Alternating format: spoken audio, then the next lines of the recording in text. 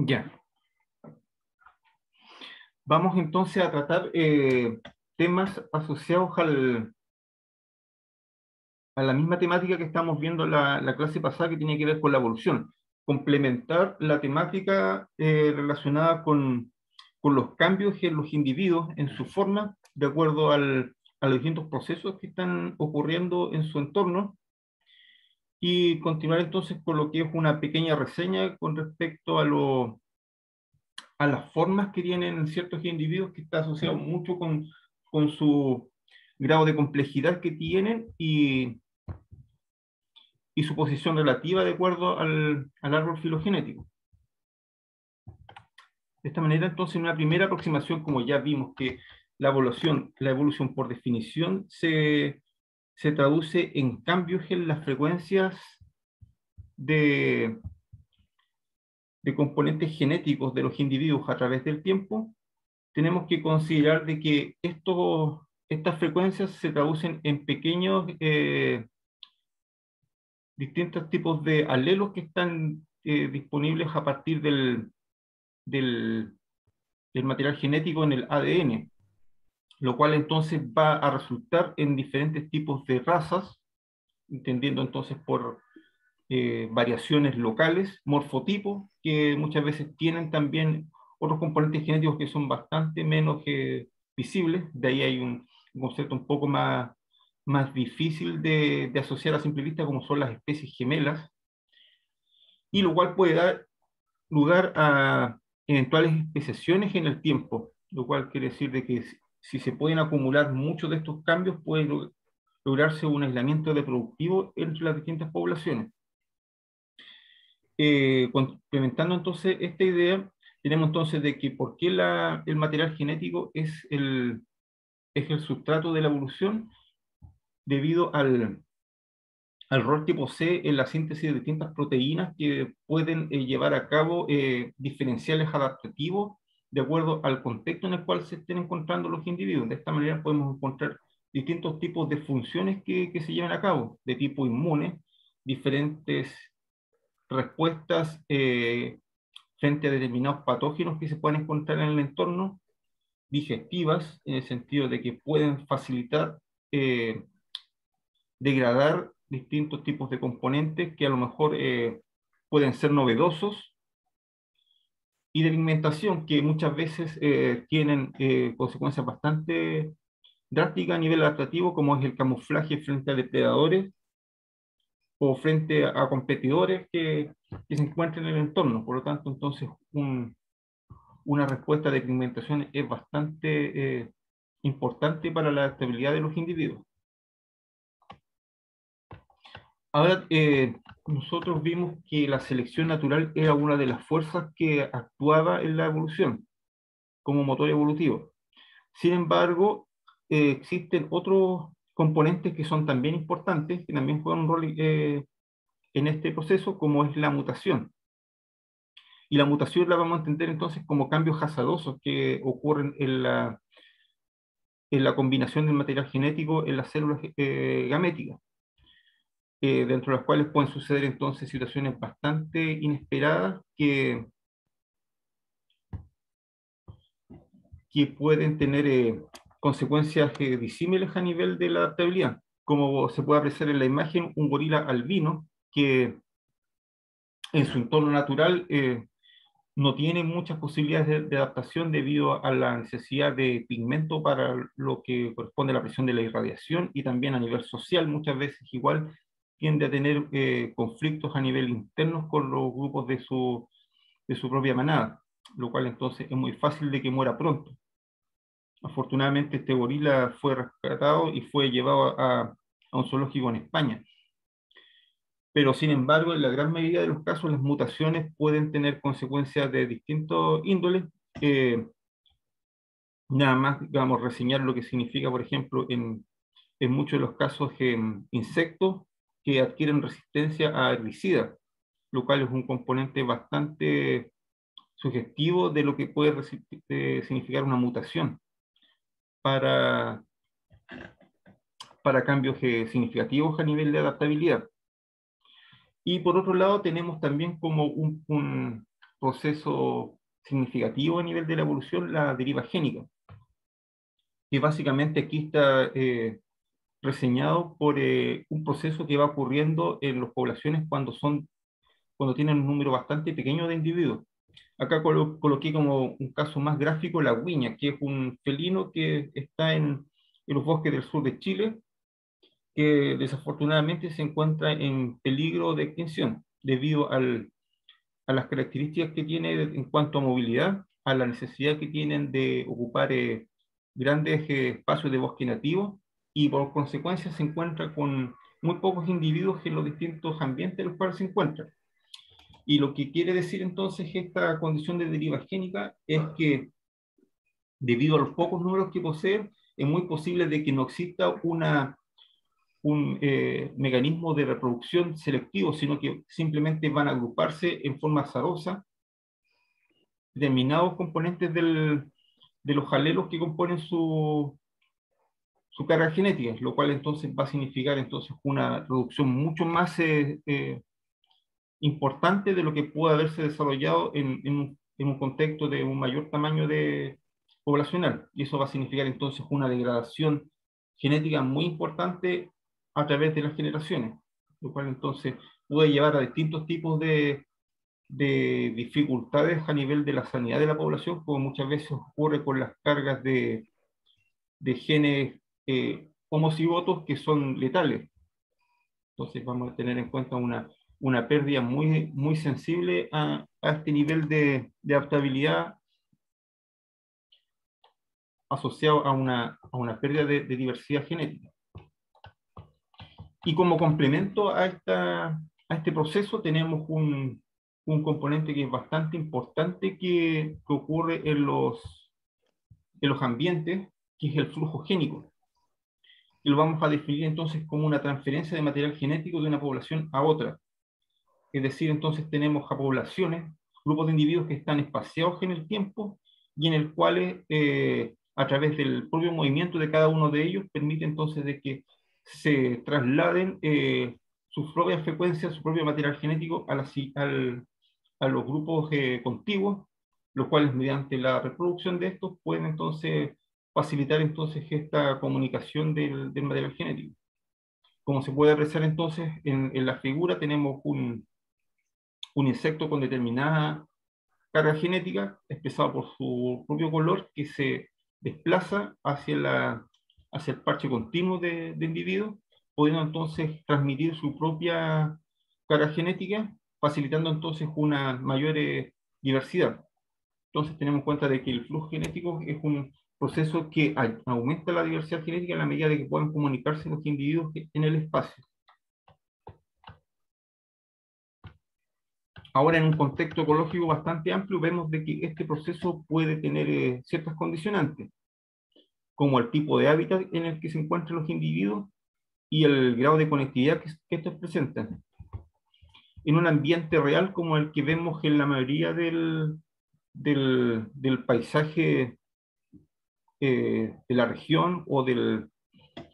resto del territorio chileno, podemos ver de que es un mosaico de parches de bosque en conjunto con praderas, y en algunos de los casos tenemos lugares urbanos, urbanizados, semi-urbanizados, lo cual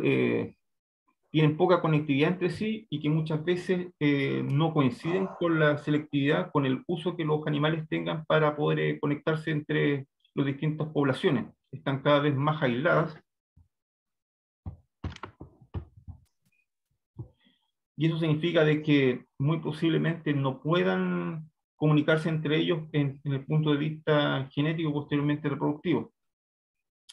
Y las variaciones son relativas de acuerdo al tipo de animal que nos encontremos. Por ejemplo, hay algunas aves, como por ejemplo la garza, que se muestra en la ilustración, es por definición un ave móvil, bastante móvil, que a no ser de que no encuentre lugares donde tenga disponibilidad de agua, ya entonces de ambientes acuáticos, eh, puede entonces tener menos dificultades para reproducirse con individuos de otras localidades. a través de esta movilidad que tiene. Sin embargo, otros individuos como los roedores que se desplazan no más allá de 1 hectárea, ese es más o menos su grado de movilidad, está mucho más restringido, y sobre todo cuando tienen un ambiente mucho más desprovisto de vegetación, que es el ambiente en el cual es que ellos están mucho más asociados, lo cual entonces restringe comunicación entre individuos. Y en contraste tenemos que el zorro tanto culpeo como chilla, que son mucho más ágiles, del orden de las 100 hectáreas muchas veces, lo cual es entonces con cierta dificultad, dada la gran también modificación del entorno, pueden desplazarse y pueden comunicarse con otros individuos, llegando entonces a un contraste mucho más sensible con el caso de los anfibios, donde tenemos entonces de que al tener una poca capacidad de desplazamiento y estar más vinculado a características muy importantes del ambiente, como es la humedad, muchas veces a las condiciones de sombra que muchas veces tiene el bosque nativo, están mucho más restringidos con su desplazamiento, por lo tanto, es muy posible de que no puedan comunicarse con otros individuos, generando entonces poblaciones aisladas. Y eventualmente es posible de que puedan encontrarse poblaciones muy críticas en cuanto a su conservación. Si de hecho se puede revisar en catálogos de anfibios que en el bosque, en la zona centro-sur de Chile, tenemos varias poblaciones que están en peligro de extinción y son bastante ubicuas en torno a su posición, ¿no? Con muy pocas poblaciones avistadas y que no tienen mayor representación en el espacio por la misma restricción de su dispersión, de su movilidad. Ahora, en lo que se refiere a cambios que se hayan originado a partir de la morfología en un entorno cambiante, como sucede en la actualidad, es importante destacar casos de estudio, como en el caso de arriba, en el cual tenemos en el sector de los bosques de Europa, una variación en la estructura craneana en el zorro rojo, en función de la disponibilidad del alimento, considerando de que el hábitat original de este entorno, España, era un bosque bastante denso, que ha dado paso entonces a un ambiente agrícola, en la gran mayoría de los casos, bastante desprovisto de, de vegetación de altura, y por consiguiente ha traído todo un cambio a nivel de las especies que en el deambulan. De esta manera nos encontramos con muy pocas especies de potenciales presas, principalmente de tipo generalista, lo cual ha apreciado en el tiempo bastantes años en el cual el tipo de cráneo ha empezado a decrecer producto, digamos, de tener una menor oferta alimentaria, lo cual ha habido toda una reformulación interna entonces de los individuos para poder hacer frente a esta menor aporte calórico de producto de las presas. Y en forma similar se puede apreciar en el hemisferio norte, en América, con el lince canadiense, que es una especie del cual se tienen mucho más registros en el tiempo, considerando de que desde comienzos del siglo XIX ha habido una industria peletera muy asociada a su captura, con lo cual entonces los individuos peleteros empezaron a tener registros muy abundantes con respecto a las capturas, año tras año. Y esto sirvió entonces para cotejar cómo iban cambiando las dimensiones de los individuos en función de otros elementos del ambiente, como es la liebre ártica, que es una de las principales presas, y de cual, gracias a ese tipo de observaciones, se pudo apreciar de que esta liebre tenía ciclos bastante precisos en el tiempo, que son del orden de los 10 años, en los cuales tenían un pique bastante amplio en el tiempo y un posterior decrecimiento, lo cual significaba entonces que para el lince había una restricción muy importante de alimentos, y que pudo entonces incidir en que muchos de sus miembros, de los individuos que componían las poblaciones, empezaran a cambiar también su forma corporal, expresado principalmente con el cráneo. Después, con el tiempo, Y continuando con algunos otros tipos de registros, que después también se complementó con la parte museológica, se puede apreciar de que en sectores donde había también poca abundancia de liebres, lo cual sucedió de hecho con todos los cambios de hábitat que ocurrió después con los asentamientos humanos que ocurrieron en estas localidades. El lince tuvo que complementar su dieta con otros tipos de presa, y lo cual consiguió entonces de que hubiera también fluctuaciones a nivel morfológico. También hubo un patrón bien similar entonces a lo del zorro, lo cual entonces da cuenta de que se pueden tener observaciones reales con datos sistemáticos en el tiempo que vayan a estar cotejados con variables ambientales que den cuenta de cuán sensibles pueden ser estas especies y cómo deben ser entonces abordados en el tiempo. ¿Ya? Ahora, volviendo entonces al tema más morfológico en el plano evolutivo, tenemos entonces que considerar entonces dos conceptos bastante importantes y que están bastante relacionados entre sí, que tiene que ver cómo las estructuras están adaptadas para ciertos roles eh, puntuales para los individuos. Pero sin embargo, también destacarlo desde el punto de vista del desarrollo que vayan teniendo. De esta manera entonces precisamos función y papel biológico, en lo cual entonces tenemos que las funciones son generadas para acciones concretas, y posteriormente vemos que el papel biológico puede tener una explicación mucho más flexible, donde nos damos cuenta entonces de que estas pueden tener distintos tipos de usos a partir de la vida del individuo, es decir, a partir de la ortogenia. Vaya desarrollándose entonces y posteriormente puede ampliar estas estructuras. Como se puede apreciar en el caso del roedor, donde tenemos que entonces que el aparato masticatorio puede tener un rol bastante primordial en torno al, al, al hecho de triturar semillas y posterior otro tipo de alimento que pueda estar disponible en el entorno, bayas, hongos, pero en forma secundaria también puede ser utilizado como un mecanismo defensivo, como es la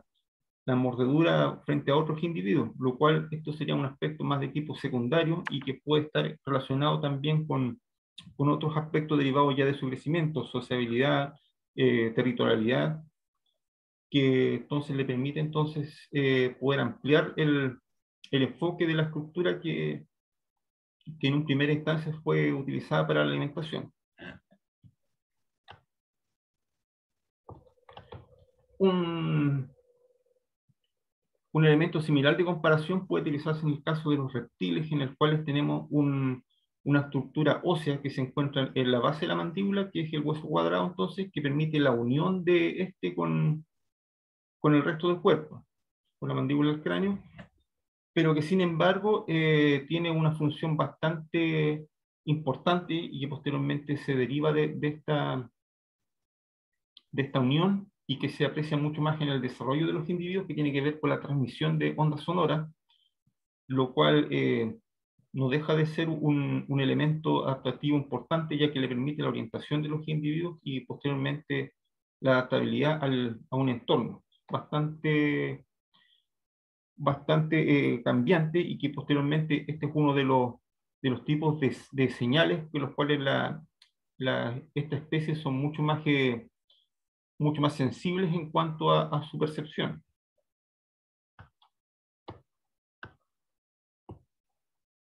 Y acá tenemos uno de los casos más de difícil, interpretación más compleja, debido a la mayor cantidad de interpretaciones que se ha obtenido a transcurso del- de los casos disponibles, como el caso de la Jade. Tenemos entonces una estructura relativamente novedosa que se originó desde los primeros reptiles con forma de aves, que generaron entonces una innovación morfológica, y que en primer lugar, a partir de una condición homeoterma que desarrollaron, es decir, tenían ya una regulación de una temperatura bastante estable, permitió entonces de que la pluma pudiera facilitar entonces esta condición homeotermia y a la vez pudiera entonces restringir que se perdiera el calor. Entonces tenemos ahí un rol bastante importante, pero a la vez también tenemos una condición que se asocia al vuelo, debido a que esta estructura facilita entonces vencer la resistencia al aire y en conjunto con las demás estructuras que va poseyendo los individuos de esta clase, como es el cambio en el sistema respiratorio, el aligeramiento de los huesos, entonces van haciendo un conjunto de estructuras que va a facilitar este tipo de rol, el rol del desvuelo. Entonces tenemos ahí una función particular bastante precisa de las plumas. Y por otro lado tenemos en casos bastante concretos de la sociabilización de los individuos, que tiene que ver con funciones reproductivas, principalmente en relación al apareo. Esto está más asociado y se ha visto en el contexto evolutivo que se denomina selección sexual, donde hay una diferenciación de los individuos que van a estar en cortejo de acuerdo al atractivo que posean su conjunto. Y observaciones de este ámbito han dado cuenta de que el diseño, la estética de las plumas tienen un valor, una relación bastante importante con lo que es el estado estético, o sea, el estado sanitario de los individuos, en el sentido de que permite de que una progenie tenga la mejor condición adaptativa para enfrentar distintos tipos de enfermedades que sucedan en el entorno. Por lo tanto, esta fue una señal importante también que pudo otorgar las plumas a partir de un contexto mucho más derivado, mucho más secundario de lo que es la apreciación de los roles de vuelo y de termorregulación.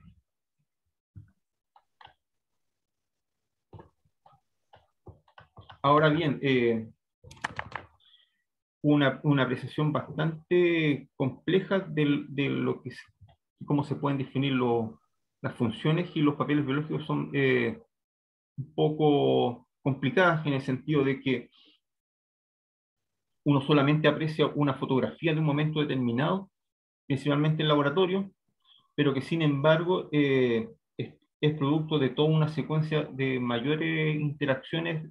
entre muchos individuos y entre las distintas especies, y que solamente puede ser apreciable en el campo. Como se puede apreciar, por ejemplo, en muchas especies de colúbridos, las serpientes en general, las cuales poseen glándulas venenosas que muchas veces están asociadas con la saliva, y en el cual una interpretación bastante sesgada, bastante momentánea, producto de la fotografía, puede apreciar de que esta es básicamente una función de tipo depredatoria, de tipo que va a matar la presa. Pero sin embargo, cuando uno la observa con más cautela, se da cuenta de que es parcialmente correcta esta afirmación, siendo de que gran parte de la estructura está asociada también con lo que es la función masticatoria, como es la saliva. Entonces, desde ahí uno tiene que tener cierta cautela con este tipo de observación, y por eso, sobre todo en los estudios conductuales que están asociados con el uso de estructura, es necesario entonces cotejar este papel que van a tener la estructura con el entorno. Entonces hay que combinar el papel el papel de la función biológica del laboratorio con el campo.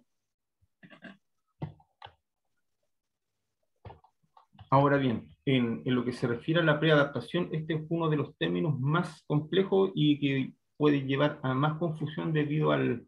origen que tuvo eh, en términos de crear interpretaciones de lo que corresponde a la evolución, donde se pensaba de que todo estaba predefinido con un fin teleológico, como lo habíamos conversado de lo que significa un estado superior de las cosas, como que todo tenía un fin omnisciente. Sin embargo, la mejor interpretación que se le puede dar a este término tiene que ver con que existían estructuras relativamente embrionarias formadas que dieron solución a un problema concreto y que permitieron entonces de que desde ahí se pudieran asentar, como es el caso de las plumas, que de que pudo sentarse en un momento en el cual se generó junto con la termorregulación y en conjunto con el diseño del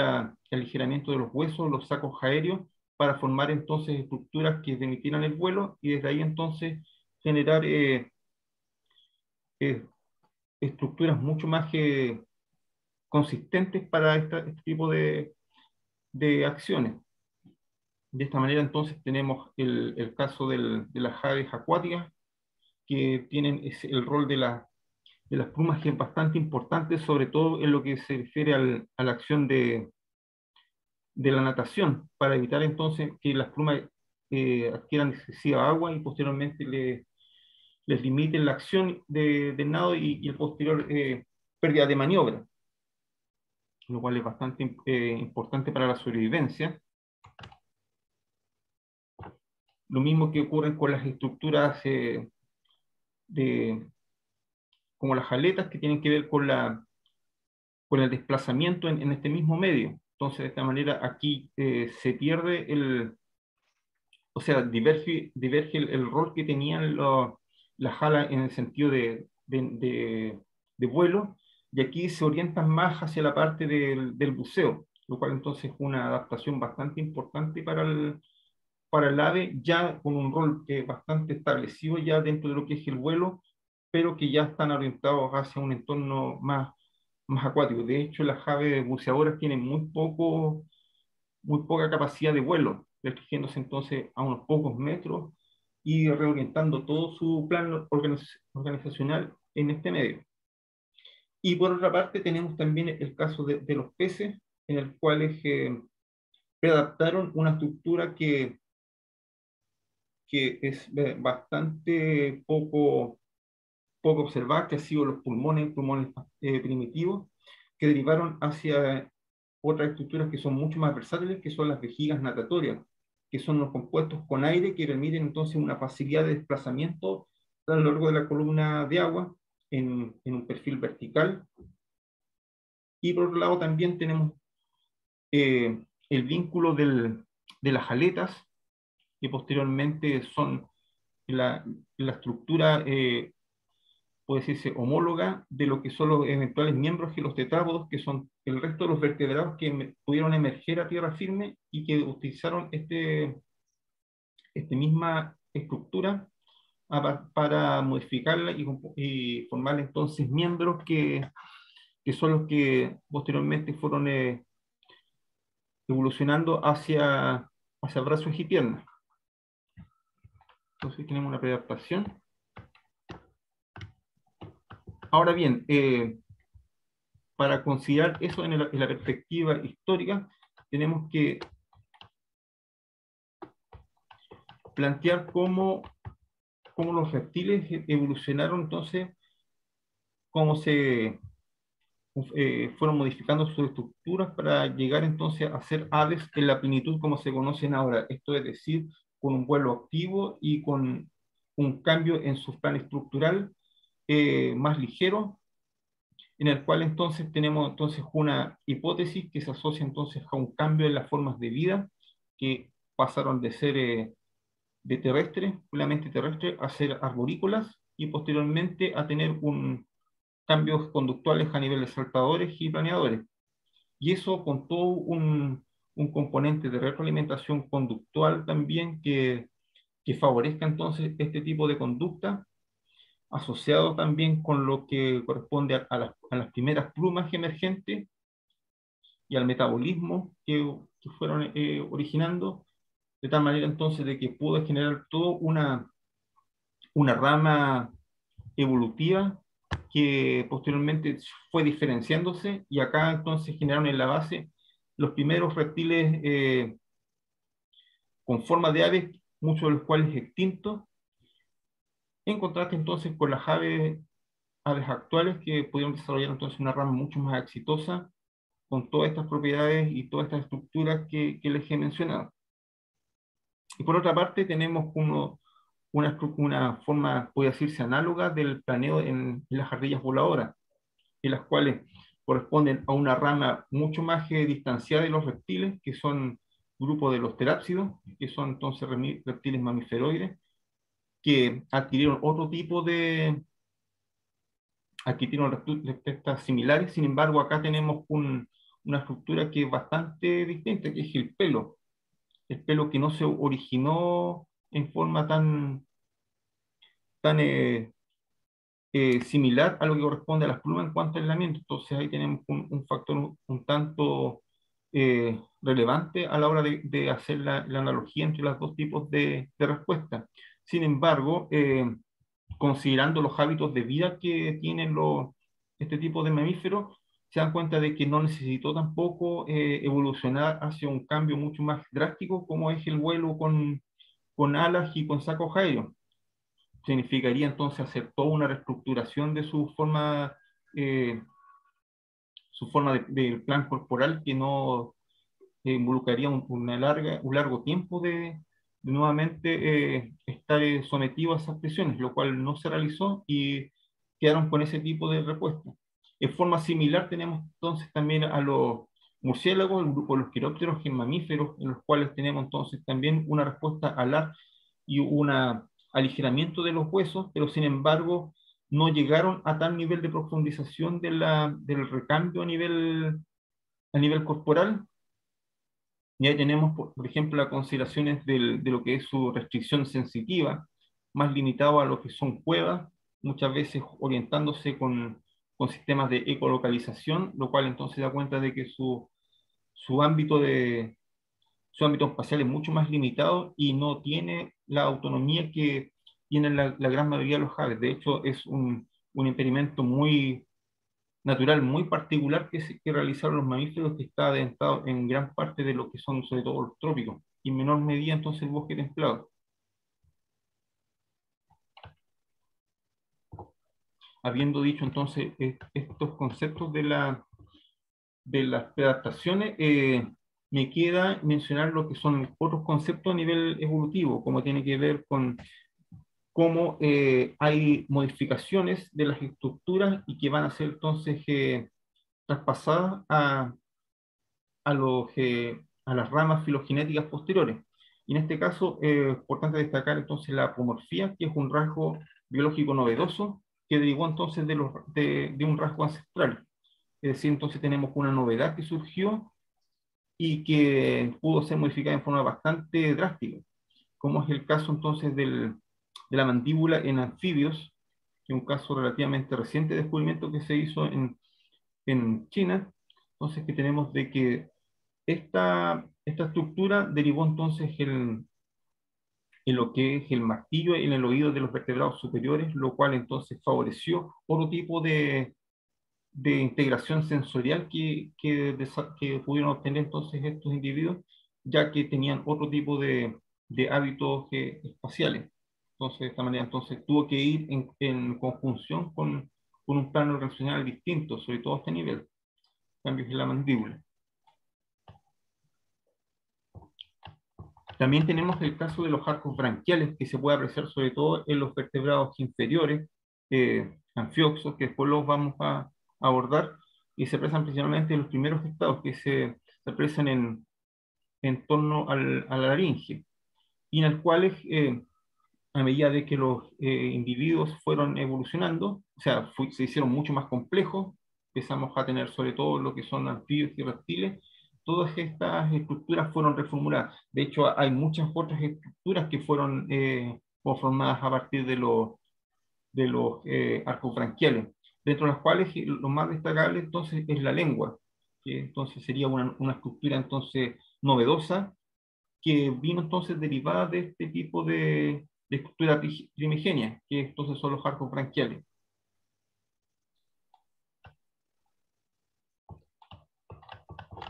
Ahora tenemos también otro de los casos que es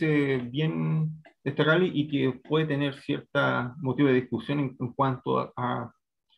su diferenciación con la apomorfía, que es la sinapomorfía, que son también novedades evolutivas, pero son compartidos por todos los individuos de un taxón. Y eso está asociado principalmente por el tipo de parentesco que posean. Y uno de los caracteres más destacables y que puede ejemplificar este concepto tiene que ver por la pentadactilia, es decir, tenemos gran porcentaje de mamíferos, en este caso, de que poseen 5 dedos, con una menor proporción de los que corresponden a grupos como arqueodáctilos, grupo de los vacunos y de los ciervos, donde tenemos dedos pares. Entonces, de ahí tenemos entonces una extensión mucho más derivada de lo que corresponde a un carácter ancestral. Ahora bien, en lo que se refiere a la evolución como una remodelación, tenemos que considerar de que el, el grado de complejidad animal que ha resultado hasta el tiempo presente, pasando por muchos tipos de experimentos con relativo éxito, con muchas extinciones que han ocurrido y novedades a nivel estructural, tenemos cuenta de que el, el estado actual, o sea, el estado en el cual han ocurrido todos los tipos de cambios, se basan en cambios en las estructuras que ya en algún momento hubieron. Y, y las novedades que pueden existir básicamente se hace para readecuarse a los nuevos contextos por los cuales se encuentra el animal. Básicamente es importante graficar el caso de los peces ciegos que se encuentran en los fondos de los mares, principalmente los fondos de los mares, los cuales tuvieron que dar pie atrás para desusar una estructura que no tiene ninguna finalidad práctica en ese entorno, lo cual entonces tiene que hacerse toda una reestructuración de su plan corporal para basarse en un medio mucho más cambiante para lo que originalmente estaba dispuesto, utilizando posiblemente otro tipo de medios sensoriales, como está el caso del olfato, que es muy importante ahí para todo lo que se refiere a instancia de la conducción de las partículas de los distintos Profe, no sé órganos. si es mi idea, pero tiene súper mal internet. No sé, sí, pero no sé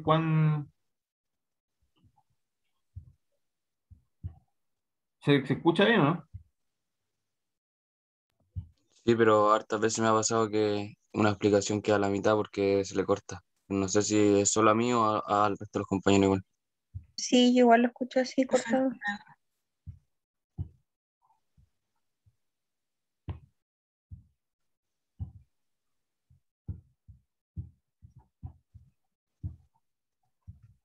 Ya, esperemos de que no haya problema en ese sentido. Entonces, como le estaba hablando, hay reestructuraciones entonces de los distintos componentes de los individuos bajo distintos contextos en los cuales se van a estar encontrando. Las novedades evolutivas muchas veces también hay que apreciarlas con cierta cautela, ya que muchas veces existe algún otro tipo de flexibilidad de respuesta de la especie o del linaje de la especie, de la rama filogenética, y de alguna manera entonces es producto del conocimiento que se tenga sobre los cambios que se puede apreciar en el tiempo. El mismo caso que les mencionaba de los eh, zorros y de los linces, cómo cambiaban su morfología craneal en la medida de que tenían un ambiente mucho más desprovisto de un tipo de recursos, es producto de que tenemos ya un patrón más o menos preestablecido de líneas de variación de las estructuras y que muy posiblemente también estén asociadas con otro tipo de respuestas que pueden ser, como les había mencionado, de tipo digestiva. Muchas veces va a tener que comer otro tipo de recursos, va a tener que estar quizás más asociado a otro nivel de estímulos sensoriales, sobre todo cuando se está en entornos donde hay más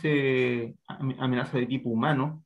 Muchas veces va a tener que cambiar el nivel de respuestas a nivel nervioso, y así, esas son proyecciones que muchas veces quedan pendientes y que permiten entonces de que exista algún tipo de estado de alerta para poder predecir qué puede sucederse en ambientes que son bastante variables y fluctuantes en su composición.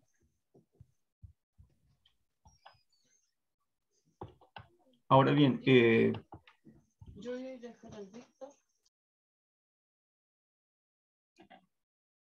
lo que vamos entonces a tomar en torno a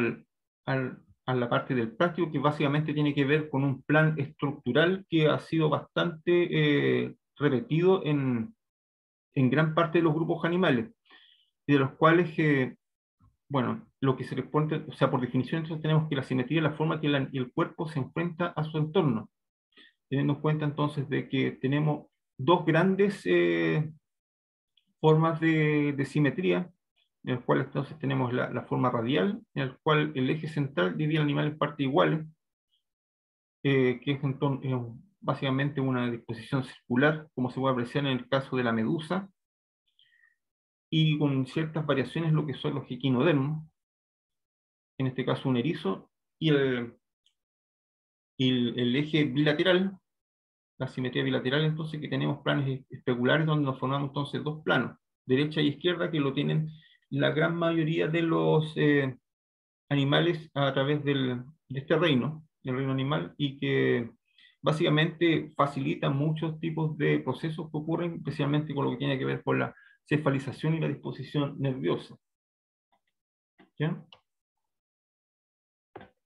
Ahora, otro de los conceptos que también quise destacar es lo que se refiere a las variaciones morfológicas, tiene que ver con la alometría, que son cambios en la dimensión de los pares corporales, de las partes corporales relacionados con el tamaño total. En particular, por ejemplo, es importante destacar el caso de los cangrejos y la asimetría que tienen en torno a sus tenazas, lo que está de alguna manera detallado por su plan de crecimiento, en el cual entonces tienen ciertas proporciones que se van diferenciadas a medida de que va desarrollándose el individuo a partir de su emergencia hasta la adultez. Lo mismo pasa con los distintos tipos de las otras estructuras que va poseyendo los individuos y que las hacen en manera, podría decirse, armónica a través de este proceso de desarrollo. El gráfico de arriba lo que explica básicamente es la relación que tienen las distintas especies a partir de su masa corporal y el metabolismo que cada una de ellas posee, lo cual tiene importancia bastante decisiva en lo que se refiere a al funcionamiento y a su plan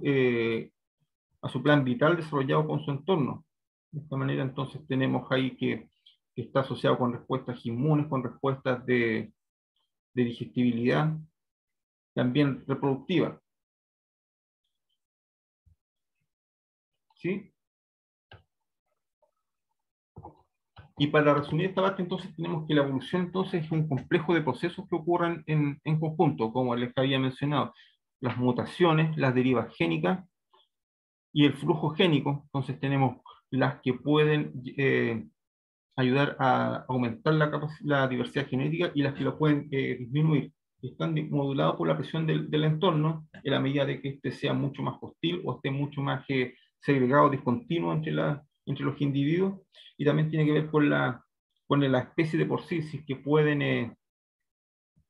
desplazarse o son mucho más sensibles, son mucho más pequeñas, como el caso de los anfibios. También tenemos el caso de la función y el papel biológico, que como vimos son roles concretos que poseen las estructuras y también cambios relativos que estos poseen en función de los ciclos vitales que van poseyendo y que muchas veces son moduladas entonces por sus contextos ontogénicos y el entorno. Y bueno, y los cambios morfológicos que se apreció en lo que se refiere a las apomorfías y las simomorfías, que son caracteres novedosos que muchas veces son compartidos y que tienen una importancia bastante decisiva para lo que se refiere a las nuevas respuestas de los taxa de los cuales se han ido ramificando. Y lo que les había mencionado, planes corporales, las simetrías, principalmente la bilateral, que es la más extendida, y y lo que se refiere a la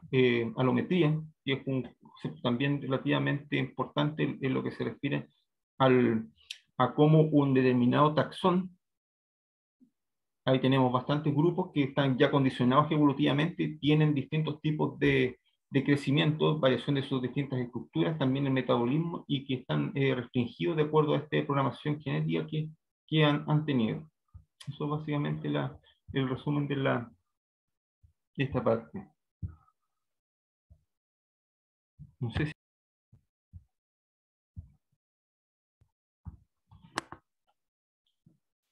Ya, nuevamente de vuelta, quiero destacarles que, como les había comentado, la parte de los planos relacionados con la forma animal va a ser relativamente breve, debido a que más allá de lo que uno pueda otorgarles en las imágenes, en lo que se refiere a los planos y las orientaciones, lo importante es que esto tiene que ser también tomado en cuenta en la sesión que va a venir posterior al receso de fiestas patrias. Entonces, de esta manera, entonces uno va a poder disponer de los planos referenciales y posteriormente los va a poder aplicar con los propios materiales que se dispongan en el laboratorio. Entonces, básicamente, este va a ser una reseña de este tipo de planes organizacionales. Entonces, de esta manera, entonces, los planos corporales, entonces, son divisiones de cuerpo que permiten la descripción a efectos prácticos. Entonces, tenemos posiciones estándar que generalmente ya están preestablecidas y posibilitan el estudio principalmente en lo que se refiere a planos anatómicos, lo cual generalmente se hace en forma directa, es decir, a simple vista, sin necesidad de hacer profundizaciones a nivel interna de los individuos, por lo cual entonces se utilizan modelos de referencia. Algunas especies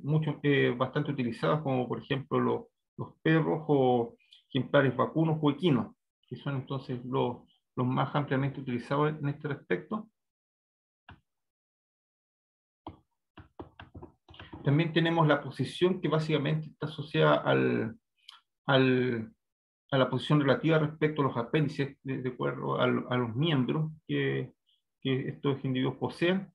y una posición recta también para entonces describir un eje próximo distal, es decir, entonces cabeza-cola, y tenemos una variación de acuerdo a las especies, las cuales entonces tenemos que, por ejemplo, los cuadrúpedos se colocan en torno, la cabeza está hacia adelante, y la cola, o sea, está en posición derecha, teniendo entonces el lomo hacia arriba, lo cual difiere de la posición del ser humano, en el cual tenemos la cabeza hacia arriba y la espalda en forma a la izquierda, puedo decir, para dar una referencia en cuanto a derecha e izquierda, lo cual, para hacer una forma mucho más inclusiva, debe considerarse como zona cefálica y zona caudal. Como les había mencionado, entonces, tenemos un plan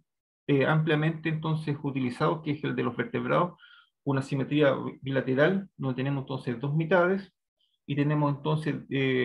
planos también, donde los cuales se pueden orientar las distintas estructuras de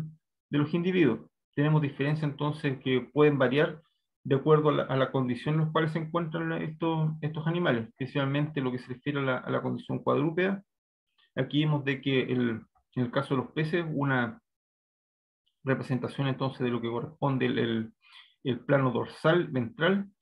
y los ejes que corresponden a las posiciones entonces de esta posición bilateral, derecha-izquierda.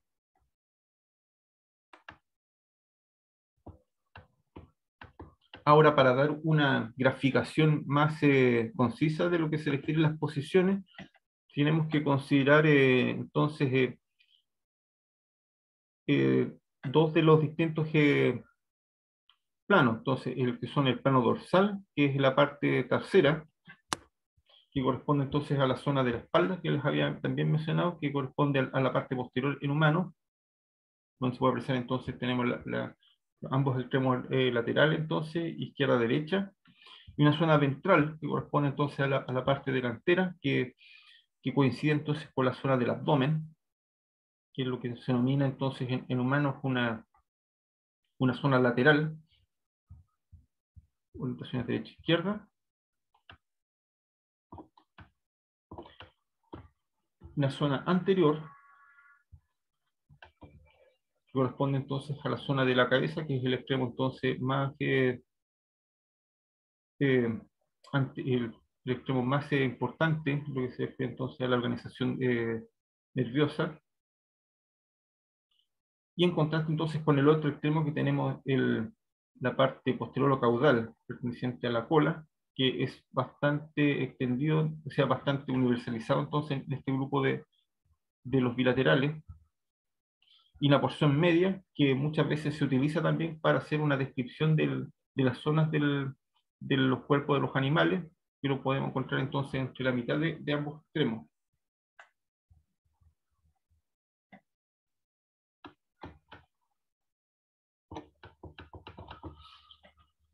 En forma, en forma previa, o sea, en textos antiguos, utilizando otro tipo de términos bastante referenciales también para abordar las posiciones de del cuerpo humano. De esta manera entonces tenemos también la condición central, corresponde entonces a la posición más media del individuo, generalmente se asocia a lo que corresponde a la parte de las vísceras, también a lo que corresponde a la parte periférica, que entonces se asocia a la superficie, la zona proximal, y corresponde entonces a las zonas que están más cercanos al centro del individuo, como pueden ser, por ejemplo, los muslos o los antebrazos, las zonas distales, que serían las que más se distancian, que corresponden entonces a los extremos de los pies, por darle un caso. Superficial, nuevamente entonces al tema de la superficie misma de la cubierta del individuo. Profundo, también entonces asociado a la zona de las vísceras,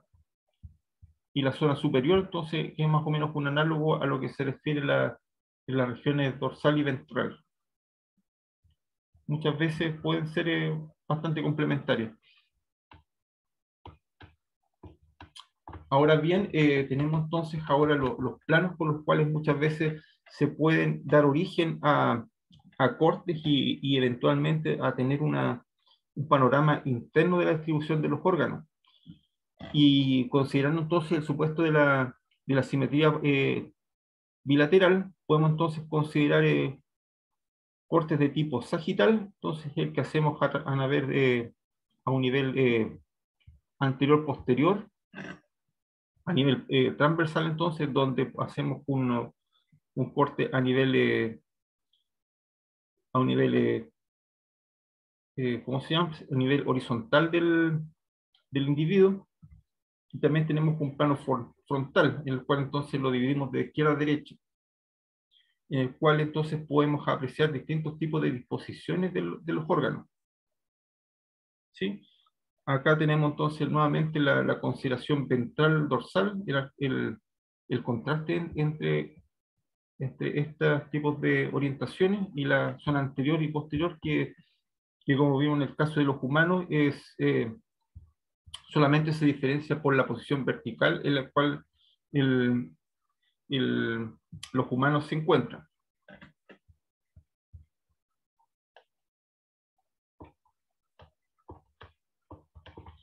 Nuevamente retomando el tema de la simetría, entonces tenemos entonces esta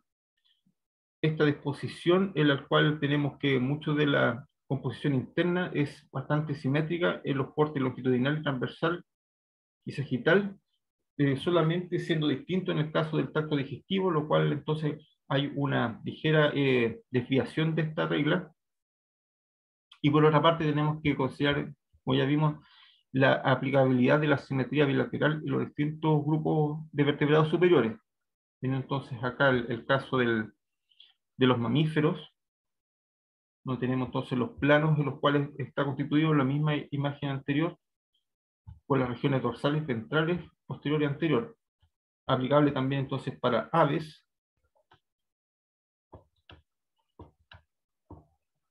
Para el resto de los vertebrados, para el caso entonces de los reptiles, tenemos entonces también el caso de una tortuga, el plano ventral, dorsal, las mitades derecha e izquierda, que son las que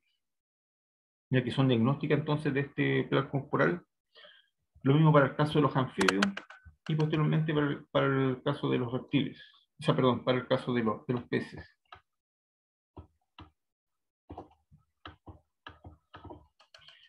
Para el caso de los invertebrados también tenemos una gran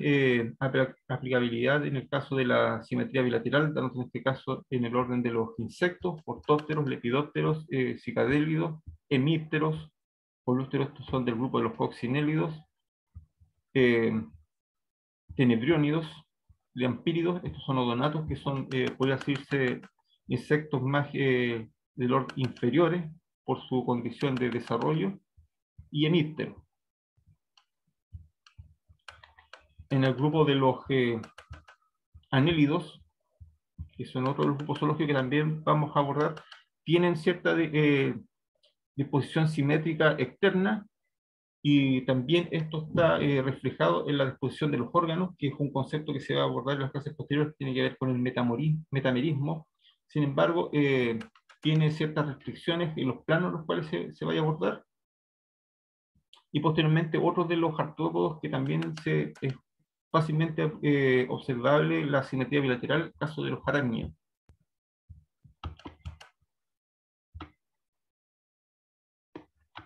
Ahora bien, otro de los grupos que no encaja dentro de este plano organizacional de simetría es la simetría radial. Y en este caso, que es bastante puntual y bastante interesante, que es el grupo de los que tienen la simetría pentaradial, nos va a encontrar con el grupo de los equinodermos, dentro de los cuales entonces tenemos el grupo de los equinoideos, que son de los erizos de mar, donde se puede apreciar fácilmente entonces la disposición en serie de 5 de las distintas bandas que tiene el erizo, desprovisto de espinas, probablemente tal. Y posteriormente lo que es el grupo de los asteroides, estrellas de mar, especies que están asociadas al litoral. Entonces tenemos entonces 5 brazos. Otro de los grupos tenemos los ofiuros, que se diferencia por la disposición de un disco, corresponden a clases distintas, también asociados a la zona del litoral. Y un aspecto bastante importante, o sea, bastante interesante, y que de alguna manera genera debate en torno al, porque este es uno de los puntos críticos que distingue la simetría, es que las larvas de estos individuos, o sea, las larvas de esta especie, son de simetría bilateral, pero nadan son de nado libre en la columna de agua, lo cual genera cierta hipótesis sobre cómo se conformó entonces esta simetría a partir de los grupos superiores, considerando de que este es uno de los brazos filogenéticos más avanzados en lo que corresponde a los invertebrados, de que tenga individuos que formen adultos con una condición sésil, y que más encima tengan la simetría bilateral proveniendo de larvas bilaterales, genera algún tipo de hipótesis sobre cómo esta bilateralidad se estuvo conformando a partir de los grupos por los que posteriormente emergieron. ¿Se dan cuenta? Posiblemente sea con los costos de sobrevivencia que están asociados a la columna de agua versus lo que corresponde al litoral, que es mucho menor.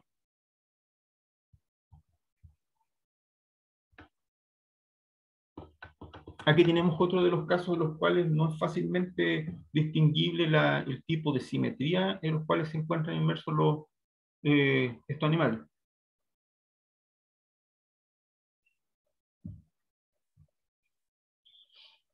Acá en el primer caso tenemos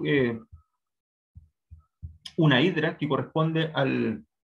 mismo grupo que se mencionó en la presentación anterior de las medusas, del grupo de los nidarios,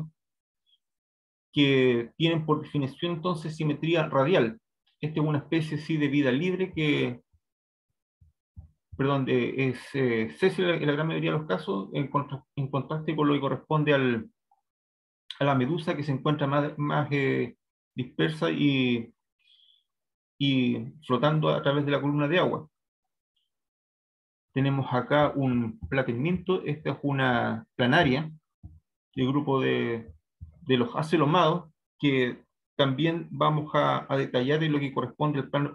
organizacional, que estos son uno de los grupos sin celoma, sin cavidad interna, y que es uno de los pocos invertebrados que poseen simetría bilateral. Como se lo había mencionado en relación a la cefalización, entonces tiene una organización nerviosa muy importante, sobre todo a lo que se refiere a los estímulos lumínicos, y entonces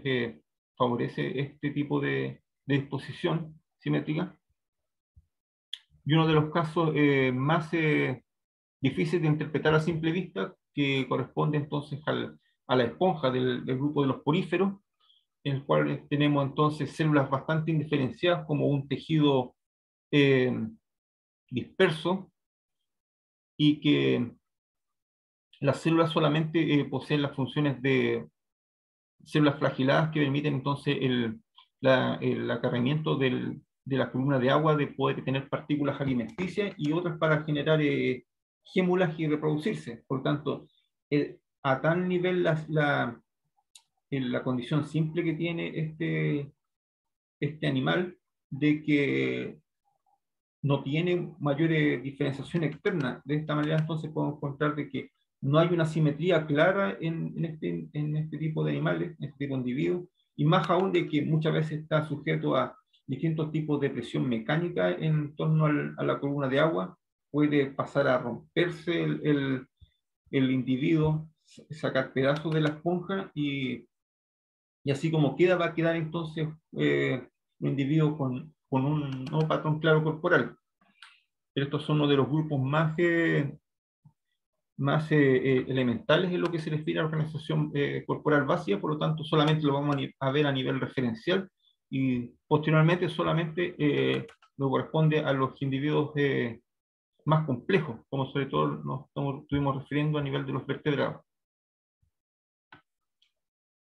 Y bueno, y como les había mencionado, es básicamente esa reseña lo que tiene que ver con la anatomía topográfica,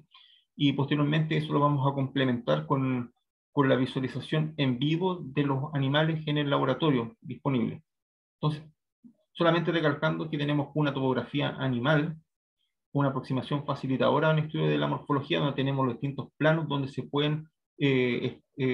posicionar las distintas estructuras, y que son términos de referencia con amplia aplicabilidad, teniendo en cuenta que tenemos un plan morfológico bien extendido, similar a los distintos grupos de animales, gracias a la homología que en un momento referimos. Y tenemos entonces una simetría como disposición del plan corporal más extendido en el reino animal. Como les había mencionado, el tema de la cefalización, que ayuda entonces a poder disponer de un plan nervioso que permite entonces una integración más efectiva a nivel de un cerebro, y a partir de ramificaciones que pueden integrarse a las distintas partes del cuerpo, sobre todo a nivel de miembros que van a ser los que efectivamente van a estar dispuestos a partir del tronco, y con restricciones evolutivas. Entonces, porque básicamente es el plan que permitió que fuera efectivo a nivel de la selección natural, y no hay muchas mayores variaciones a nivel en este sentido. Y eso sería esta parte.